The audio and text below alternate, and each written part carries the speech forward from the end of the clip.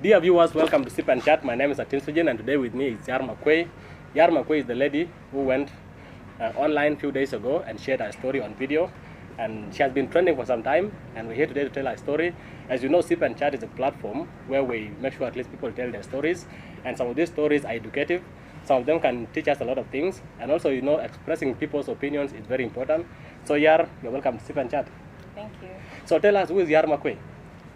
My name is Makuei. I'm a South Sudanese. I grew up in Kenya during the war. Okay. I grew up in a place called Eldoret, Kapsoya. Eldoret guys. Hi. Okay. Yeah, I know. We knew each other. We were a close-knit community. Yeah. At that time, so we knew each other so well. I'm here today to elaborate on my story, on what I went viral the other day. I did it under stress, so today I'll try to be a bit calm.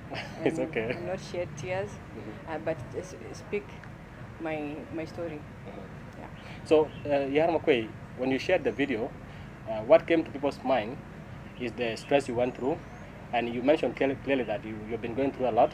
First of all, it pained you that you were blocked from seeing your kids, and you also briefly tell us about your story of your marriage and how you went to court, and then from there you were blocked from seeing your children, and until one child passed away. It is a very long story. So before you take us to that story, tell us briefly, how did your marriage started? How did you reach to where you are today? I grew up in Eldoret, as I had said, and I grew up as a South Sudanese girl, specifically a Dinka one. You are brought up in a way that you have to behave yourself, you have to get married in a decent and decent marriage.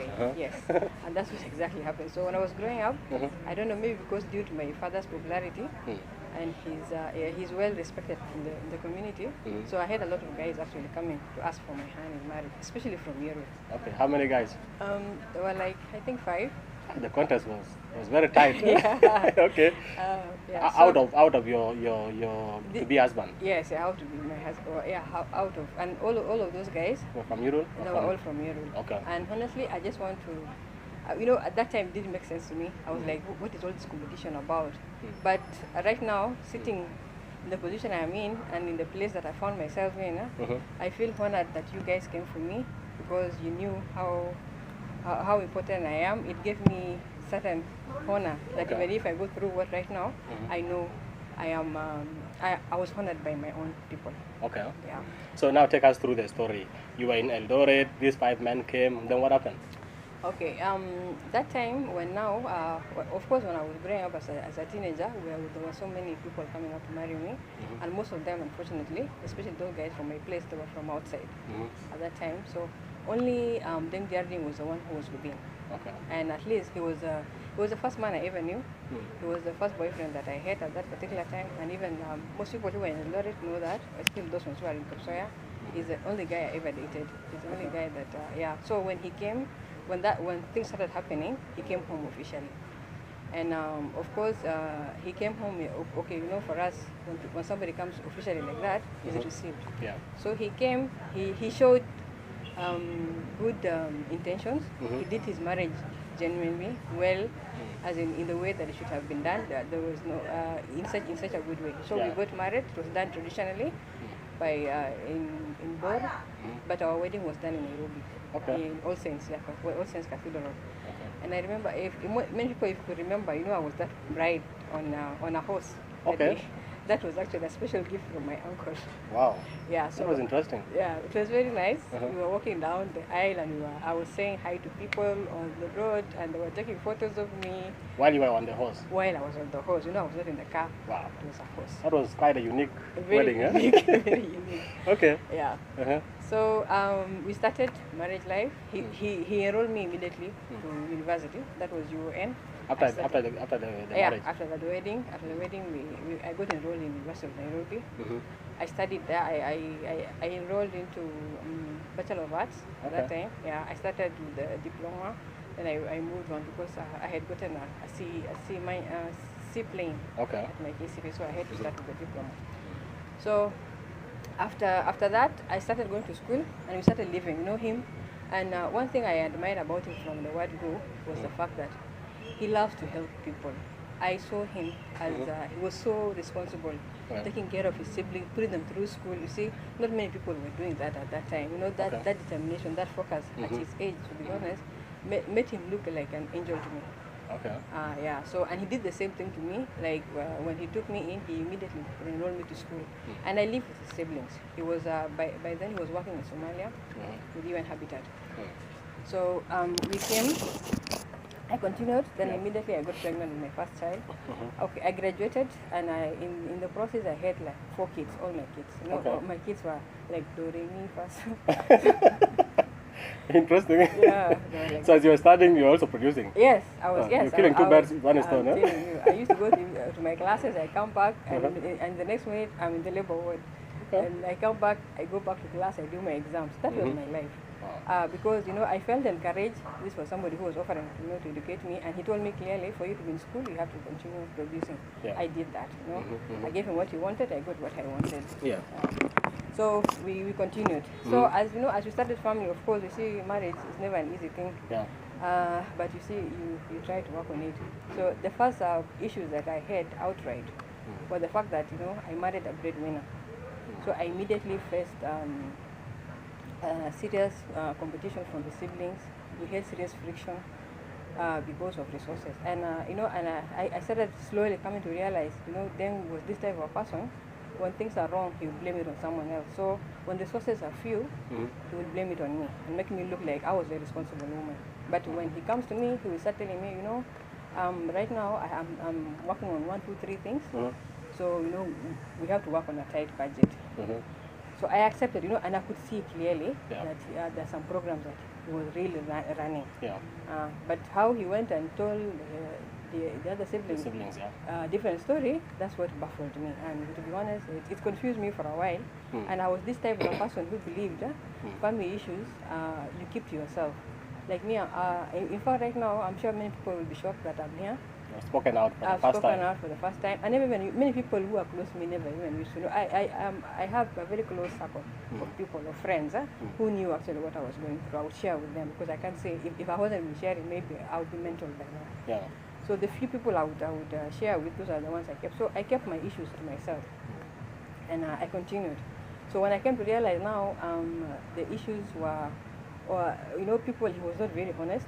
He would tell you one thing and tell another person another thing. He will tell you this, he's doing another thing. So I got a bit confused. So I said, this one, because they're siblings, I don't want to be in between them. I will remove myself, I will continue with my studies. Once I finish, God helps me, I will work, and I will be able, to do whatever I want and support myself. And that's what exactly I did. I graduated in 2013.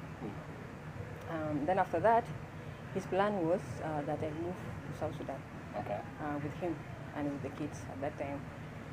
And unfortunately, between that time, that's when I started, I had issues of the children now came in. My third son, Ajahn, got sick before his first birthday. He was just having this normal diarrhea for kids and vomiting. We treat. Then it just got out of hand. Then he was admitted in the hospital. Developed convulsions, and from there he was admitted in the ICU. We stayed there until the thing was not stopping, until at some point they were doing a blood transfusion on him. And him, he was this chubby boy. My kids are, if you look at them, even the way his father posted them on Facebook, they're huge. Naturally, they have bodies. They have bodies, all of them. Even when they were small, they were just chubby. So the boy, it could even be hard for you even to tell that there was dehydration or something. But we were discharged after we were discharged in the hospital. He lost his eyesight by the time we were discharged. But they told us he will be okay. He will regain it back after some time. So we started on the treatment. By then he was put on supplements and a lot, to regain back his eyesight. So we went home. The boy was not seeing completely, and I really, it broke my heart. He was under my care at that time. I feel somehow I let my child down. Maybe I could have done better. Maybe we wouldn't have been in that situation. But anyway, I found myself in that situation, so I decided I would deal with it. So we continued. Then now my second born, who's Dean, Ding was born on 9th of July 2011. You know, the same day when we were having our Our, flag raise. our independence, the first our independence celebration. When guys were on the streets, I was in labor. Okay. Yeah. So Ding was born on 9th of July 2011. So immediately, you know, his dad was very passionate about school, so he put them to school early. So we enrolled him to school, and you know, okay, that time he delayed a bit. You could see because he has autism, and this autism condition, it affects the way a child behaves and communication. Okay, you know, what is autism like? Briefly, in a layman's language for others outside there. Okay, autism. You know, I never knew about autism. I came to know what autism is when my son was diagnosed with autism. Autism, as they say, it's not a mental order. Okay. It's a developmental condition. So it can only be it can manifest itself in the way a child behaves. Okay. It's not like somebody's mental or anything, but the way he behaves, you can tell. Because these kids normally they like to stay alone. They play on their own, and they can't speak. Like mine, okay, there are different types. But mine, up to this point, he doesn't speak. He has not. Okay, when he was younger, he would say "Papa, Mama," but he just disappeared like that. He's not speaking right now. So that's the condition we're there. So we were told when he went to school, the teachers could not handle him. So we were asked to see a specialist. The specialist came, diagnosed him, and he told us that the child is autistic. He needs, they need to do an early intervention, which was done. We started, but it was very expensive. The therapies, the sessions, the supplements that you have to buy. We need to change the diet because sometimes you can be super hyper. Okay. When they're super hyper, since they don't talk, you know, they would, like he would walk up and down, face, jump, walk, scream, you know, the whole time. So he was put on supplement, and we started our session. To be honest, that time, and it was very stressful, you know, having to deal with two children at the same time. Who had some conditions that need some attention. That is coming up suddenly. It was really, it really took toll, both psychologically and financially, on both of us. Okay. Was that the time you start seeing a lot of changes in terms of how you and your husband, you know? Yeah. At that time, issues really started. You know, we would fight like the way couples would fight, but at that time, there was a lot of tension. Because he came, he would clearly tell me, "You see, you destroyed my life. We've never had such cases in my family. This one must be from your family." You know, openly, people came out, especially his immediate family member, were like, "No, this is witchcraft. This one is coming. You know, if our son, you see, like them, the way their son brought them up, invested in them, they felt like he was wasted by marrying someone like me." So they started, you know, and that one got into him. Okay. He was a bit affected, and it's really strained our relationship. But all in all, I decided, you know, I will be there for my kids. So I remember at that time, he clearly told me, you know, these kids, you've never had them, and me, if this is the kind of children we are going to be giving birth to, trust me, I'm done.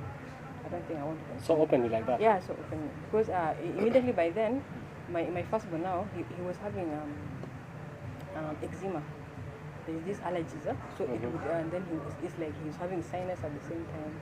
He would be having, he was asthmatic.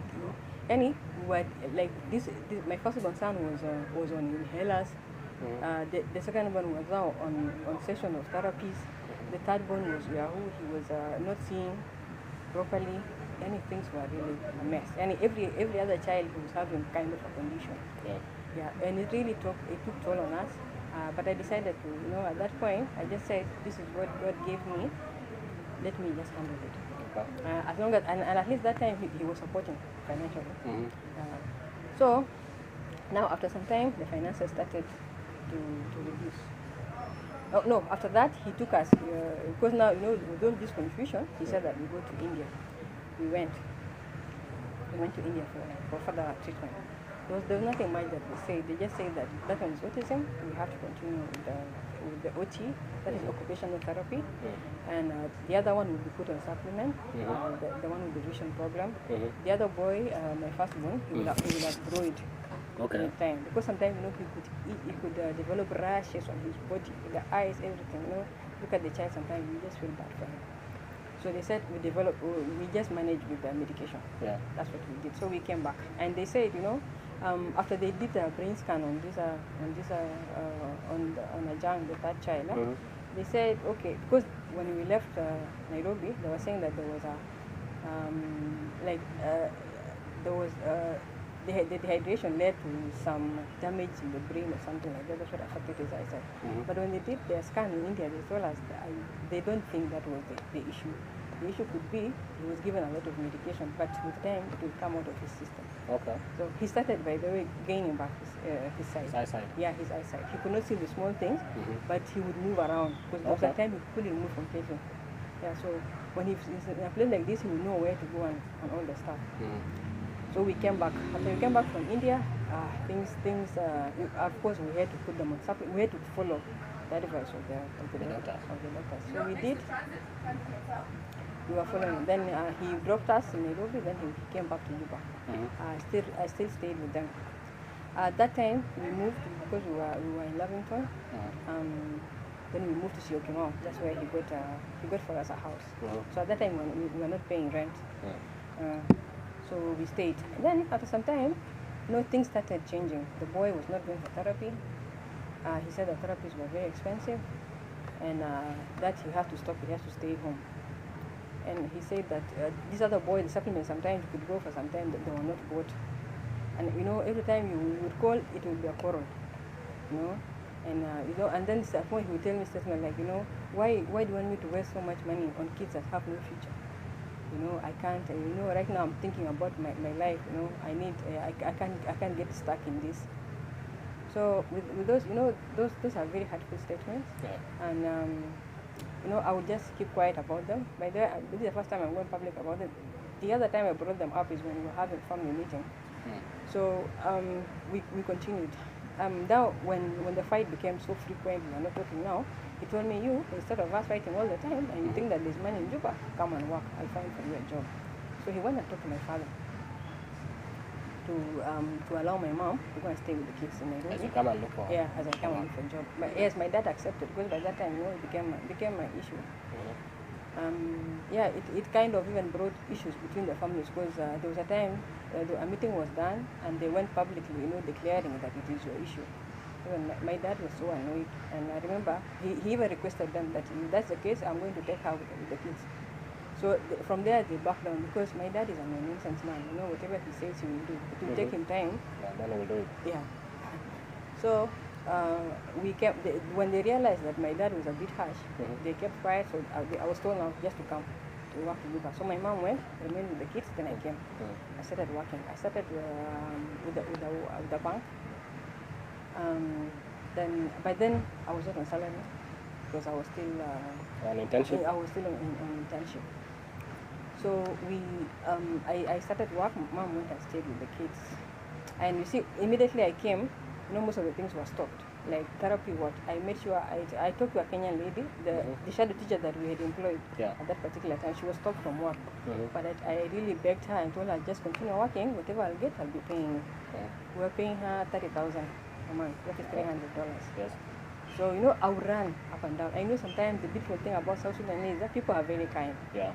So sometimes you meet friends that you've never met for a while, and then they say, "Oh, you're here in Juba. Welcome. Take this one for water." So such money I would keep them when I would send them to this guy, and she would continue with the therapies now with my son. So I didn't want him to stop completely. So that one continued with his therapies. The other boy, Ajang, had to just be at home. The only child that was at school at that time was my first one. And if you be honest, me, I'm one person who appreciates. He never let go. At that time, that boy was in a school, and his school fees were going. But for these other kids, that's where the issues was. He would rather do his other responsibilities, but not these ones. I know me as a mother, it's pained me. Yeah. So I started now paying the therapy for this other child. We stayed. Then, unfortunately, in December, my dad passed on. That one now, my mom had to come. And she had now to come with the rest of the kids. We only left my first one, because by then there were people in the house, and there was a house, and so they could manage it. So we left that child there, and then we brought the small ones. We went for the burial, we went for at Bain, the 40 days, and all that. Then we came back to Juba. At that time, to be honest, I didn't have much. I was struggling to pay even the therapist at that time. So my mom decided, instead of me burdening myself with the kids in Juba, they can remain with her for a while. When things, then she would bring them. So they remained. I came to Juba. We struggled. Then, one time I went to Yeru to go and visit them. Then I found out the autistic child. Then he was really that bad. He has regressed completely. Yeah. I said, this one now is too much. I came back. The whole I went by bus. By bus too. I went by road. When I was coming, I was crying the whole time. I was just telling everyone, how could you just give me such a child and not able to finance me? Yeah. How will he? And like when you started the sessions of therapy and all of it, we were always told, if you work on this, you'll be okay. Yeah. So you're like, I can't be sitting, seeing my child. So I started asking my relatives. Well, by good luck, one of my uncles responded. He gave me, and in fact, at that time, they were still feeling sorry. And they had so much. You just lost your father, and they're still feeling that sorriness. And at that time, my problems with my in-laws were so open. They were very open, so they felt really sorry for me. So he went and gave me some money. So I went. I was very happy. I went. I picked him back. I took him back for the therapy. I employed back the shadow teacher. They were able to attend all those sessions, and I was happy. For once, I felt I was relaxed. Yeah. So I came back. By good luck now, he helped me now get another job with an NGO. You see, by then it pays well. Yeah. So with that one, I was able to save for a few months. Then I asked my mom to bring Ajang, so I took him to Khartoum for treatment. Yeah, because we were told there they have a better facilities. Yes. So I took them there for like 2 months. Then when they came back now, Deng asked me to put the kids all back together, to take them all to Nairobi instead of the two there and the two here. And Mama should go and stay with them. That was the agreement, which was a good thing. So we agreed that was the plan earlier, as we had agreed earlier. It was interrupted only by my father's death. So I said, Mama, maybe she will go back to Yeru first, put her things in order. When she comes, then she'll go to Nairobi with the kids. And at that time, he told me I was the one to take that responsibility. So I was calculating the amount of money for the ticket, what they will eat at home. I realized it was a lot. So I decided to look for other means. So I got a car that was going to Nairobi. So I got my kids in, we went. You went through using a cargo to Nairobi? Yeah, to Nairobi. I didn't pay anything. I was only paying for the visa. Yeah. For the three of us, which was $300 or $150. So which was easy. So I went. I took them to Nairobi, waiting for my mom, and I came back with the same cargo. So the only thing that I was left with was now my mom. To go and stay with the kids. Yeah, but I went back. I came back to Juba, and I continued. And of course, I kept on engaging the family. I want my kids, let them be given to me. I don't think these kids, they need a lot of attention, and only me or my mom who can take care of them. And actually, the main reason I would have stayed with them, but you see, I need also the financial aspect to come and take care of them. And you see, in Kenya, jobs are hard to come by. So that's why I had to come here and leave them there. So the family will always tell me, Mandia, just calm down. We will work on this. Just calm down. Just be patient. The kids are with their father. There's nothing. These things are happening. And to be honest, I know for ourselves with any setup, no one will be surprised with what is happening. Yeah. But you see, and that's why sometimes I feel a lot of pain to see the way our rules and regulations are put, and then someone is just trying to take advantage of it. Right now, it would have been so easy if the case was open here. Yeah. Instead of him running away, go opening in a country where they don't even understand our dynamics. Our culture, our norms and everything. Yes, exactly. Not even the norms, like the way things are. Because in real sense, this time and era, if we're in the same country, honestly, why would your child go and stay with another woman? Yeah. When you're in the same area. Yeah, when you're in the same area. But sometimes you're feeling like maybe there they'll get a better education or something, because here we are still struggling to be stable. Yeah. So I kept quiet. So people tell me, just relax, these are his children, he's not taking them anywhere, he's taking care of them, at least he's put them in school, so don't worry. Yeah. But we will try to talk so that they are returned back to you. That has been the talk. And you see, at that time he would give pressure to my people all the time. He would always call them. And what he has done, remember at that time, after now he left, he decided to make sure that he's using people around him just to watch my movement and report to him. And anything, any slightest thing that they have seen, they will magnify on it, make it look big. They'll go call my people, and it's like, look at your daughter. She's all over Juba. She's moving around with people. This Juba is a small town. Those women who are moving around, they're women. It's something you just wake up and you're like, you want just to put on anybody. They are well known in the street. So my uncles got tired. They told him then, if this woman is moving around, she's moving around in your home. So if there are men she's moving around, please get hold of them, arrest them. Then we'll come. We'll come in now, we'll have a case. We'll help you and get your 7 cows. If that's possible. But for now, that is disrespectful. We don't keep on calling us like that. So he stopped. And it reached a point, he would, those his spies, they would follow me. Even if they come and find me with a relative, they'll just go immediately. I remember an incident. I was seated with my cousin. Then his uncle came. He's called Garangagwe. He came. He found us seated, and he's like, me when I saw him and I knew the kind of person he is, I called him so that I do proper introduction. So I called him. I introduced him. This is my cousin. His name is Achol Pijit. And I told Achol, this is his uncle to them, from his mom's side. So they knew each other. So the guy left. Imagine, before I could finish, I didn't even finish stepping out of that where we were in, the hotel we were in.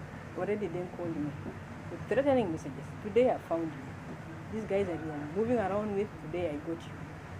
I told him, okay, these guys, who are they? He told me. I'm like, now he could not even pronounce the name. You see, it became hard for him to pronounce Achulu Dik, so he went and said Chuli Deng. So I went, now I didn't like, oh, Kumbe, I was with Achol. I told him, okay. So now what I did, I went and looked for people who knew him and people who knew Achol and how we are related, for this thing to be clarified. They found that it was nothing. That one was fine. And then again, he would use people that are not even his relatives to follow me up. And then when these people, I don't know if they don't report to him the right information or they don't do the work that they were assigned to, he ends up now accusing me of them. Like, guys, I don't know. And I would just hear, this was his friend's view of when I've never met them. Like, these are guys you just meet from far. You don't even give attention to them because they are not like close friends. Because the friends that I knew that were with him, maybe are friends whose wives are my friends. So these are the close, but these other ones that he's meeting all over, I don't. So he would go accusing me with such. So at that point, I sat down and I realized this guy, he wanted to push me out in a very diplomatic way.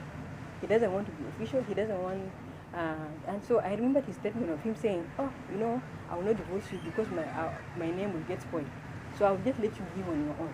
So he wanted to frustrate me. So at least you opt to go out or do something, and then yes, and then you will now take he capitalized on it. I said, if that is the case, I swear to God it will not happen. Now that I know where the problem is, I will know how to handle it. So I decided I will stay put.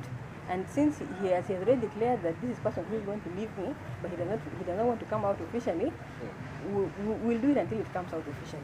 But me, I'll stay put. So I stayed at that time. So he started using now his, when he realized, okay, now, and of course I was still giving pressure to his people. I would go to them, I want my children.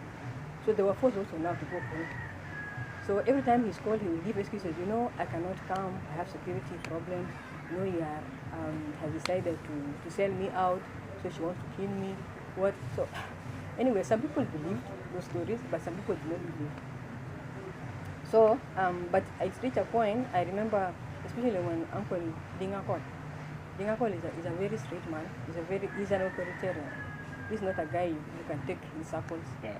He's very straight. I'm sure he's known by many people. Mm-hmm. So when he came in, things started moving. You see, and every time Dingakol came in, that's when we have a sitting. So he would force him by force. He would come. So Dingakol would come. We sat for the first meeting. He said his frustrations. Yaya doesn't listen to me. She's not taking care of. She doesn't know how to take care of the kids. The kids are now having this condition because of her. You see, she's always. I'm always getting reports that she's loitering around. And she's always fighting. I don't know, my wife, I don't know. And that one, for a record, I want to say, if it is true, they're free to come with evidence and say when I ever fought, because when that woman came in, I never bothered. And I know my reasons. She might not know it, but in future she'll know why I never fought her. She will know it. What could be the reason why you never fought her? Okay, because she was brought in as a woman that was used to frustrate and humiliate me. And you see, there's no way those two people can convince me until now they are now realizing they love each other more, and I was a mistake. They had a chance of being together all these years. Because at that time when Deng came to propose to me, I was way younger. I was not like desperate for marriage. And it's not like I didn't have other men that wanted me. And she was very much available. So he would have taken her. So that's why I realized it's not a battle that's worth fighting. Because, and again, I've been with this guy. I know how he reacts. I know how he acts. I know how he does his things. So you can't convince me as a woman to be very happy with a man I've been miserable with for many years. To me, that is how I look at it. So that's why from that time, I never bothered. And again, I look at her as someone who's coming in with her children, and you see every child deserves to be with their mother and her father. If they were at the right place, ended up to be Deng's place and not the other place where they were taken, then why not? To be honest, you can fight a younger girl that's coming in because you can fight her because so that she goes away, yeah? But now a woman that's coming in with children, this younger girl, she will go and get another man and get another man and move goes on. You can fight her, but this one now, how do you do that? You're not even fighting now the woman, you're fighting the children, and they deserve, every child deserves that.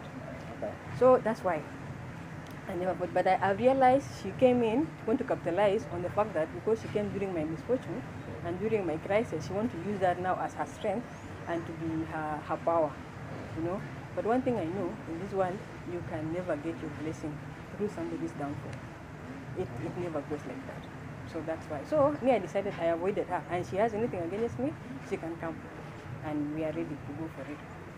So I decided I will keep off and I will concentrate on my children. And even at that time, when marriage is done during crisis, honestly, I was weighing now, what should I be fighting? A husband that is married or the children that, that needs my attention? Needs attention. To be honest, I decided I will work with my children.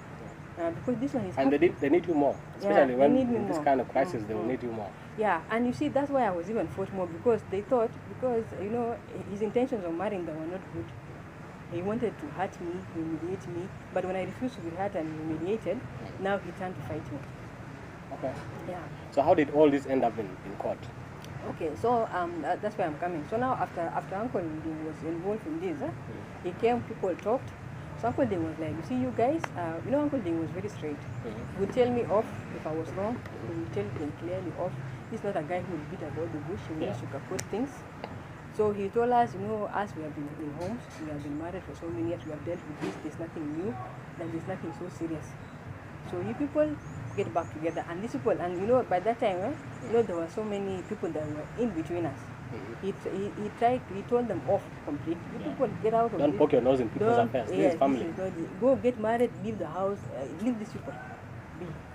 So, and that time, after that, because he has been stressing up my people all the time with phone calls, with abuses and all that. So now they had to come and apologize and tell them, you see, to your people. Yeah, to my people. And that, there were most elders of Padol, they were able now to come over. So your people, you mean your parents? My parents, okay, I keep on saying relatives. My people because my dad is not there. Yeah, no, which is okay. Uncles, but just for the record, some people will know you are referring to your relatives. Yeah, to my relatives. From your father's side. From my father's side. So a meeting was called. They made an appointment. They went to our house now, to my grandfather's house. He's an uncle to my dad, but he's our elder in our home. So they came. They apologized. I know that time, I knew some things were not. I knew immediately things were not okay because he refused to come in the talk. It was only the elders, and I knew. You see, if you have really accepted peace wholeheartedly with your heart, you can't remain behind and push other people, and it is your matter. So they came. And they're going to visit your in-laws. Yes. So you would have been part of that visit. So they went, they talked. And I know they talked well. They told our uncle, we noticed the problem where we are. And it was not a big problem.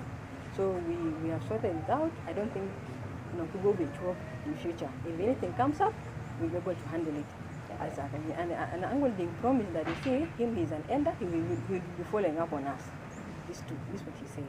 So my uncles were like, it's okay, you know, who would want to take her daughter from her marriage and leave her children behind? So you people go with your wife. But tell your son, now my eldest, now our grandfather, you know, he's a big person, Uncle David. He said, now I want my son-in-law to come. I want to talk to him. Okay, and then Uncle Ding was like, it's okay. He will come. I will organize, and then they will come. So people left. We went back to the house. Kumbe there, he did not. He was not done with the thing. So Uncle went and told us, tomorrow after work, when you finish from work, you go together to Uncle's place because he wants to see you guys. And you know, this Uncle Ding, by the way, and he's such a committed man to this family. He travels in all our issues he has been in. He travels with his own money, his own resources to come accommodate himself, take his 3 to 4 days, handle the issue, then go back to board because he works in board. So he went back and he made sure that we go and see. So I made arrangement with my another uncle, a younger one, to make a booking because you see he's a elderly person. He has his own engagement. Yeah. They set for us a time for him. So I went now. I called him. He started, you know, dodging me. He was just picking my calls. What. So he left. He went back to Mombasa. When he went back, I remember that evening he called me. He texted me and told me, you see, I cannot go and see your people. It is you who need to be advised, not me. And in fact, at this point, I still even don't want you. I want you to go back to your people. So I told him then, why did you come? You shouldn't have come. If you are still fighting, you should have just stayed there, where you are. It became still. It wasn't. Now you know from that time, Uncle Lee became very annoyed. He felt disrespected. He felt like, you know, he was let down. But he kept quiet about it. He left. So from here, I kept on visiting. You know, I would always go visit the kids, like when it is their birthdays, when it is their graduation. And at that time, I already established contacts with the teachers. So because I don't talk to them, and even they himself, I don't talk to him. So when there are events like birthdays, you're not informed? No, they don't. So okay, you have to talk to the teachers? No, I know, because I know their birthdays. Yeah. But events like graduation, like any school event, important event for them, is the teachers who inform me. Because I would talk to them, because I would talk to them directly. I would follow up on their progress in school and all that. So the schools, of course, they informed me. By then, my daughter was graduating, so I went for the graduation. We went, we did it. Then after that, I came back. Then again, I went for another graduation for my son, for Dean. And I remember even at that point, they even, like, you know, sometimes some of these things. I remember at some point they took them to India. And you see, I would just wake up one day and then there's a post on Facebook. Kwanza, there's one post one day they put there of my son. They were doing a procedure that I've never understood up to today. You know, they just put him lying there on the table. Actually, that thing made me not sleep for 2 days. So anything to do with your child's medication, you're not informed. That day I saw my child, I felt like, what is he going through? Honestly, what is it? How is he feeling? We're just seeing this child lying there helplessly on a table. And it's posted on social media? It's posted on social media. We have no idea that this child has gone to India. All in the name, I don't know if they wanted to show off that they were taking care of the kids or what. Did you try to reach out and ask them what is happening? Okay, at that time, there was a time when they were coming from India. And I think the plane got some issues or something. So she posted. To be honest, I got scared. I did not know, did that plane land? Where are they? So I called them. You know, that time, do you know, sometimes I would find myself, I'm just screaming. Just, you know, to release that stress. I remember one time I was at work and I saw that, you know, so I ran to one of his uncle's house. I don't know, if I was not hit by a car that day, it was just by the grace of God. I guess, you know, she's a really good friend of mine. She's called Mandy. She lives where I work. So that time I was trying to contact people what was happening, because she just put a status on the Facebook that they had some hiccups with the plane. So what happened now, I don't know. I tried to call her, she was not picking. I tried to call them, they was not picking. I just screamed. So you mean they went with the wife to India Yeah, with the your child for medication? Yeah. So you were trying to reach out to her to ask what happened? She wasn't picking. So I remember after I texted her a message, by the way. That's when she responded. She's like, "Why are you texting me like that?" And then I'm like, honestly, why do you post such things when I'm trying to inquire and you're not responding? Have I ever asked you? I'm asking you because now you're with this child and there's a situation that you posted. I wanted to know more. She said like, "Oh, now you're okay." What? I said okay. So I left the phone. Then there was another time. They called me that now my I don't know who called me. Someone just gave me a call and said that this other boy was very sick and he was rushed to the hospital. I tried calling. Yani, they just want you to find yourself in a situation you're just almost running mad. So I called, no one was picking the phone. The only thing I could do was look for somebody that can scream on his neck so that at least I feel better. And I know many people, but they have experienced it. In fact, I remember there was a time when I was, I walk around Emmanuel Parish. So one time, I got so frustrated, I couldn't concentrate at work. So I said, this one, the best thing I would do right now, let me just go to church. I went there, I cried, I screamed, honestly. And I remember there were some women. I'm sure if they're watching, they will testify to that. They came to me, they were trying to ask me, my daughter was the problem. I couldn't even speak. I was there, I was crying. I knew the situation that my children have been put in. The children have been taken. They're not feeling okay. No one is updating you. If you try, people are just ignoring you. You don't know who to get because the teacher point, anybody that was in that house was under control. They were under clear instructions not to give me any information about the kids, not to allow me to talk to the kids in any way. So now when a situation comes up and you want to know more, and your heart is just racing, there's no any other way. So I would go to church. I screamed, I cried. These women, they came, they prayed with me. And after some time, I remember Mama Pandit came. So because them, they were trying to talk to me, I wasn't talking. So when I saw Mama Pandit, because she's my aunt, I went and just threw myself on her. And at least I was able to talk now because I saw somebody that I knew. She prayed with me. They just calmed me down. They told me, don't worry. Those kids, they belong to God. It's God who's protecting them. Just go back to work. I got up.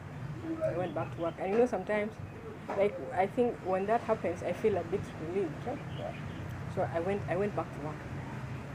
And I continued. I got some strength again. I just continued working.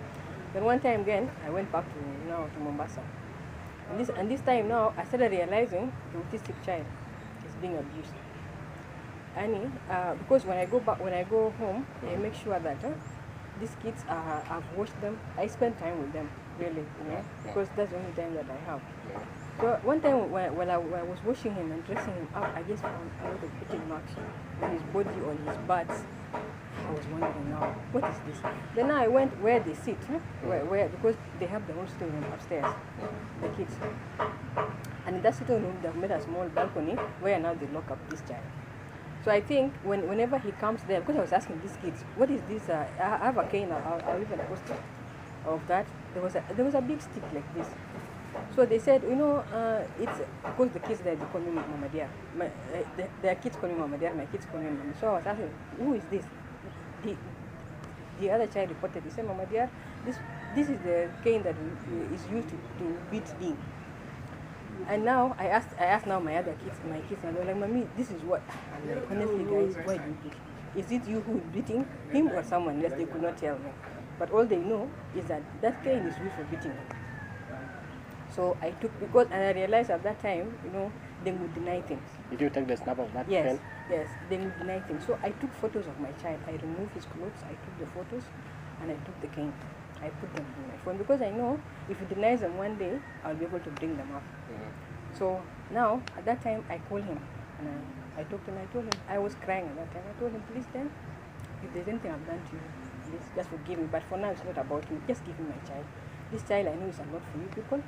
You have a lot that you people are doing. Just give him to me. I'll go and stay with him. He said, why should I give you? These children that you've abandoned.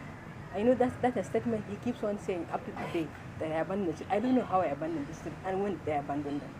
Because if it is coming to South Sudan, it was him who brought me here.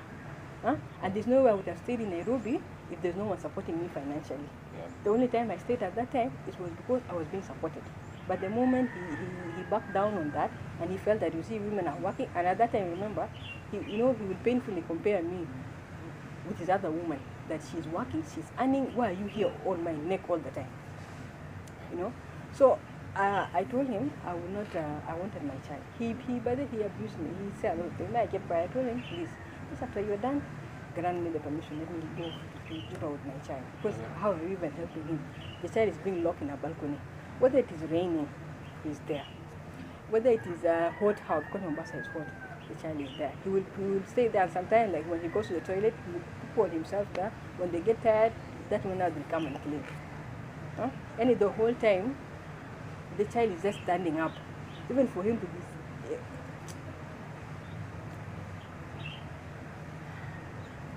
So, yeah. So I talked to him, he refused. I swallowed my pride.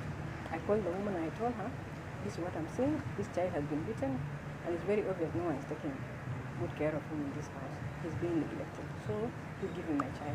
No. He said, this child is not, there are no beating mark. I told him, I'm not asking who beat.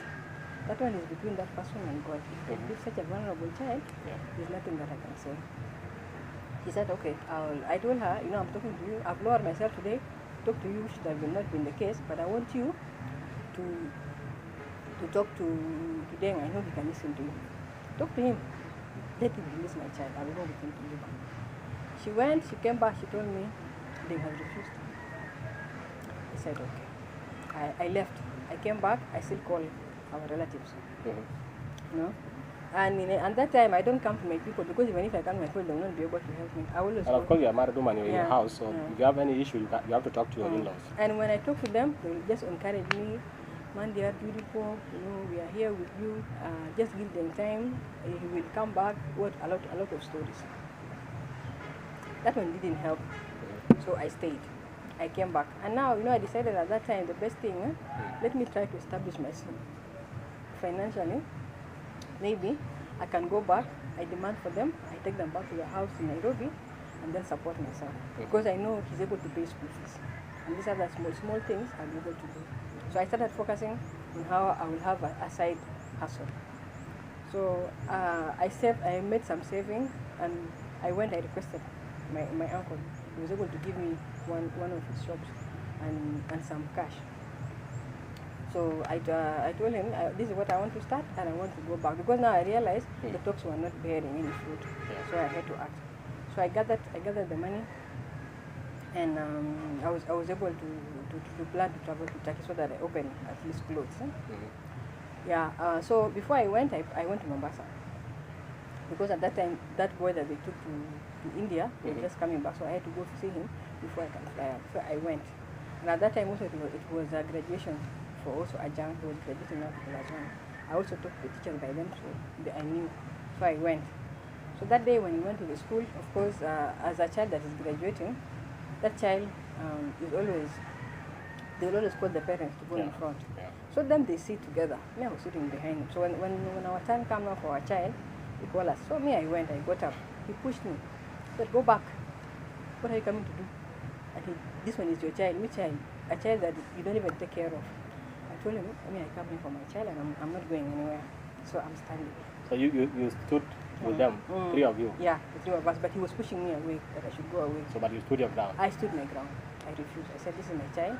There's no way I can waste my ticket all the way from Juba to come and start from my child. And then you're telling me it's your woman. To be honest, she will stand there because she's there for you. But let me stand there for my child. And that's why I came. So I refused. And by the way, I remember there was a parent seated next to me. We did our fracas in front there. Then after that, we came down, we sat down. At least people were saying what is happening. People were saying. I remember I came back and I sat. And this woman, I think she knew. She was like, Mama, you did well. Hiyo ni haki yako. That is your child. Right. You have a right. And you did well. So I'm like, okay, so you saw that? He said, yeah, we saw it. So we continued. The graduation was over, and we left. We went back home. Now, when we were going back home, that's when he busted with me. It's like, you prostitute. are you not tired of, sleeping with your, at least why can't you move on with one of your men in Juba instead of coming all the time to come and stress me up here in Juba? Huh? Why, what is it that you keep on coming here, showing up in this house anytime you want? Because, if you tell him, he's threatening you. And I cannot stop seeing my children. Yeah. Whatever happens, it will happen. Me, I always go, by the way. So he threatened, he abused me. And then I asked him then, is it because of this job of Mombasa that now has made me to be a responsible mother, to make me as a woman that left her children? What if all of us were in South Sudan? Would you have said that about me? Honestly speaking. So he was almost, he was almost going to hit me at that time.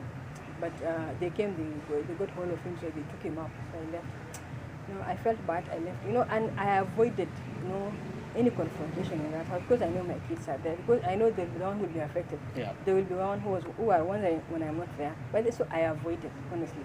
And I think that is the only confrontation we had in the house. And but it's him. He abused me in front of his in-laws, his other in-laws. They were there. Huh?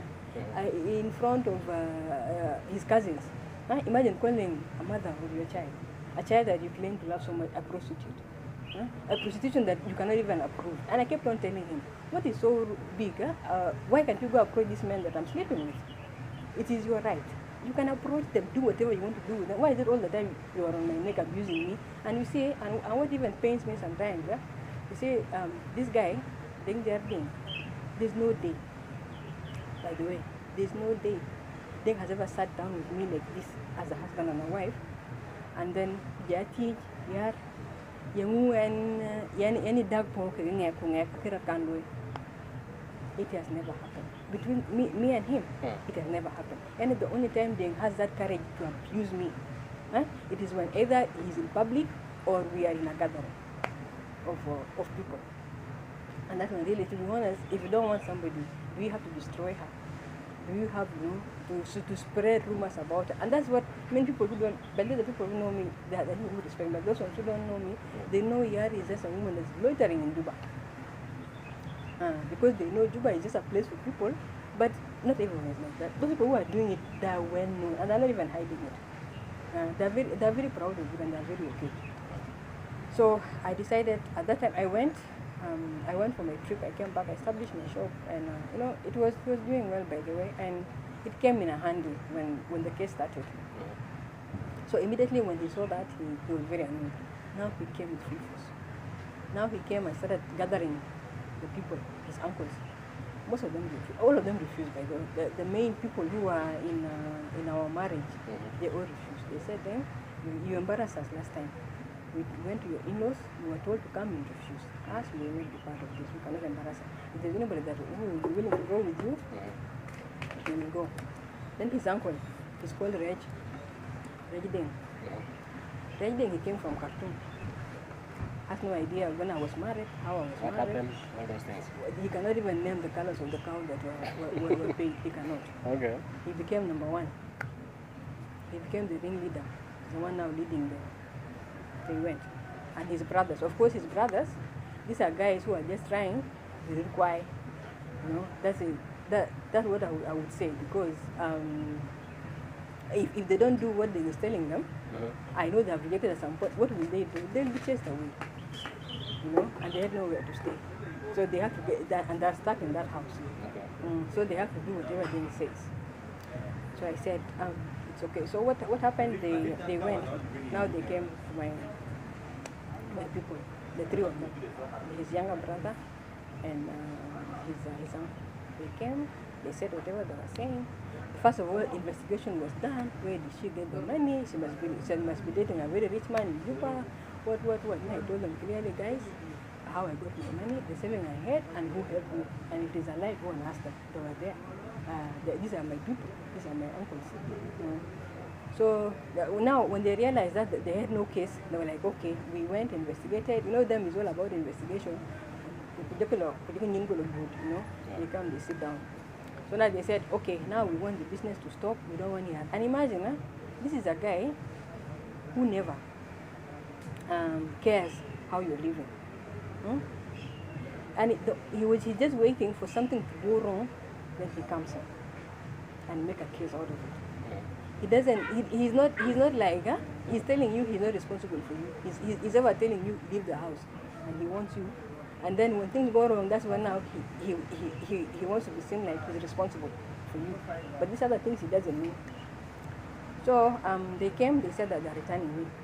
So my uncles were like, a woman can only be returned by the people who are in charge of the marriage. So you people, go call for us Ingako, call for us Dengudabu.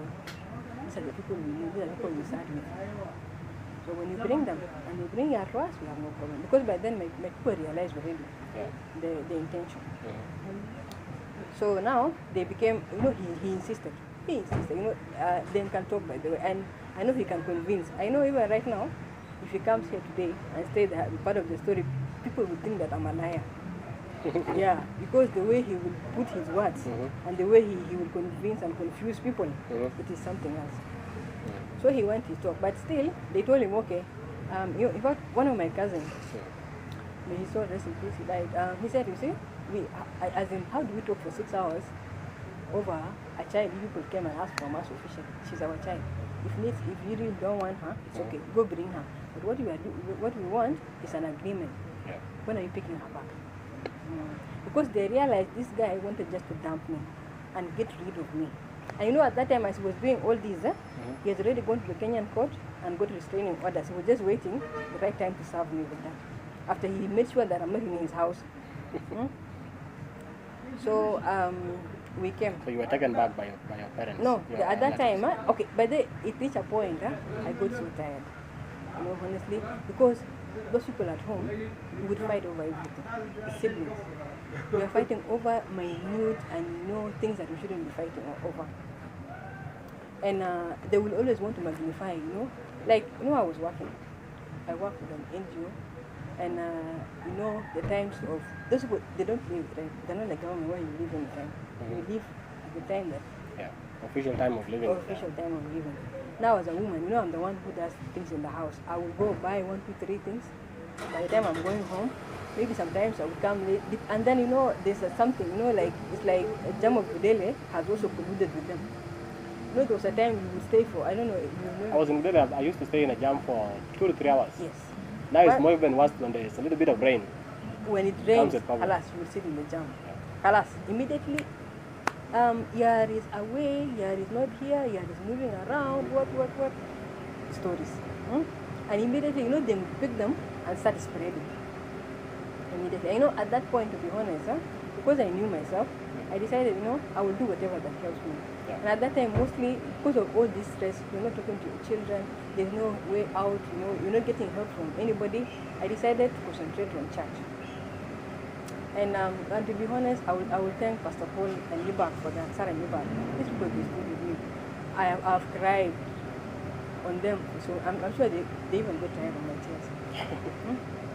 So, the only time I found that peace, if I'm not at work, I would go to church. I would do all those activities with them. Whether the church is very engaging, it's called Rebuilding Ministries. It's very engaging. They have a lot of activities, and in a way, to be honest, if I didn't go to the street today, it's because I found myself in the right place. In a supportive environment, in a godly environment, where in the midst, like the word of God, the way in the midst of the turmoil, you'll always find peace inside you. And that is how I survived. Because you're going home, words are going out that you're is bringing men to the house, and you see that house has 2 of his brothers. One is even married, staying there with a wife. Cousins are there. Big people, I don't know which man in South Sudan will get that courage to walk into another man's house with the men inside. And not just any men, Dinka men. And these are the same people, even at some point I was even asking myself, guys, the way you talk, are you not the one sleeping with me in this house? The way you guys are talking. Because who comes here other than you? It's you I'm staying with. And you see, and it reached a point, because whatever activities I was doing, I would tell them, guys, I'm doing this, or if I'm delaying, I will say, I'm coming, I'm delaying. And sometimes I don't even try to delay because I'm the one who will go and cook, So unless it is really necessary that I have to. But if not, I'll try to go. Or sometimes then he's always calling my relatives, telling them 1, 2, 3. So they will always call me. You what has happened? We have had this. You do like this. And by the time they're done, with our talks, it's already late. By the time you're going home, problem. They started spreading that she comes home at night. Those were the stories that were spreading about me. I kept quiet. And once the moment I realized what the intentions were, I told them I will not go down that road. I will not go down like that. If someone has an issue with me and they don't want me, I will not be taken out in such a dishonorable way. I will go the same way I came. And I have a name to protect, and I have children to protect. These children will grow up and will be people. I don't want my children to be ashamed because of what I've done as their mother. So I decided I will push with them, So at that time, I remember there was one event in December. We normally have 25. We always do it overnight at church. Yeah. So I told him, his immediate brothers, they declared that they don't want my responsibility. They have declared he doesn't want my responsibility. But at the same time, they want me to sit in that house and run the house. How will I run the house if I don't go to work? How will I run the house if I don't do things in that house? So I decided I will do whatever that will help me. So I went to church. And you see that time, by then things were really bad. Because I'm realizing that my children, I may not get them. Reality now is taking me. This guy is doing whatever it takes to push you out. To push me out. But you have no right to have no kids. right. And I know the moment I leave, and that's what I know according to the way Dinkas do their things, if I leave, trust me, that will be the end of me and my children. They will tell me, oh, you're the one who left, who choose to. So you refused to go because simply you are fearing that you might lose your children? Yes, that one. And I put up with everything. I put up with all the humiliation that I was getting in that house. So so I went to church, I kept on praying, oh God, I was praying. So in the morning we came, and you see, we know when, in Budele, we were having church members. So what Pastor Paul does, he picks us with his car. And Pastor Paul is always there with the wife, because they were just my neighbors. Yeah. We were neighbors there. So he will pick all of us, we go after our church events, he drops each one of us in his house. By the way, it was even a work that he was taking that was not even his. But he made sure that for our safety, by then he would drop everybody in their houses, because we always feel his V8. Yeah. We always feel it and we go. We come back, he drops us, then we go. So that day I came. I went, I slept, I woke up, I came, and I slept. We came around 6 in the morning. It was still dark, the way 6 was dark here. So I went, I slept. I was so tired, exhausted. So I just removed my jalabia, my dress, then I put on my jalabia and I slept. I was so tired. I just had somebody just opening the door. That was now Garen. The younger brother to them. He's an engineer, he works with Saipet. Garen just came and removed the blanket that I was using, the bedsheet, and started just pulling me down on my bed. So I looked up, by that time I became mentally, emotionally exhausted. I was just tired, so I kept quiet. I just looked at him and I kept quiet. And he continued. And then he was like, get out and leave this house now. This house is not for prostitutes, where you just go and sleep outside and then come back anytime you want. Go and do this prostitution in your father's house, not in this house. I know the kind of things that are reporting to the brother, not that even I slept outside, is that I brought a man to the house. So I kept quiet. So he went and brought a cane. He caned me like a child. I was just lying down there on bed, and he was like just caning me. I kept quiet, but then I said, God, I was in your presence the whole night. I had a choice of even trying to cheat people that I was in the church and I was somewhere else. I had a choice to sleep in my bed in the house that day and not have that time to be in your presence. But I know what took me there. And if somebody is humiliating me like this, to be honest, it's you to take care of it. So he decided, he pulled me, all the way from my room up to outside. And he got exhausted, he left me there. He thought that I would leave. I said I will not leave. I will not leave because of other men that are being used to frustrate me. Yeah, because what case will I have? I will not have any case, by the way. So I stayed. I got back up. I went back to the room. And I went, I just went there. I was just crying. So my mother-in-law called me, and she realized I was crying. So I think I'll take you back a bit. Now after now, my uncles decided that they had to return me. My mother-in-law now came in and said she knew what her sons were planning, and she said she just asked them, guys, how do you divorce a woman with 4 children? This woman has been bad all these years, and you people have managed to stay with her. Why can't you just let her be? Honestly, that's number one. Number two, what will you be telling her child when he grows up? That you people chase her mom because of what? This child is just few years and will be a teenager. So you people just leave this woman alone. If you people feel that she's bad, why can't you leave her in her home? You people go and rent your own houses. He said this woman is not going anywhere. And he told my people, there's nothing you want from this woman. There's nothing you people want from Mandia. You were given all your cows.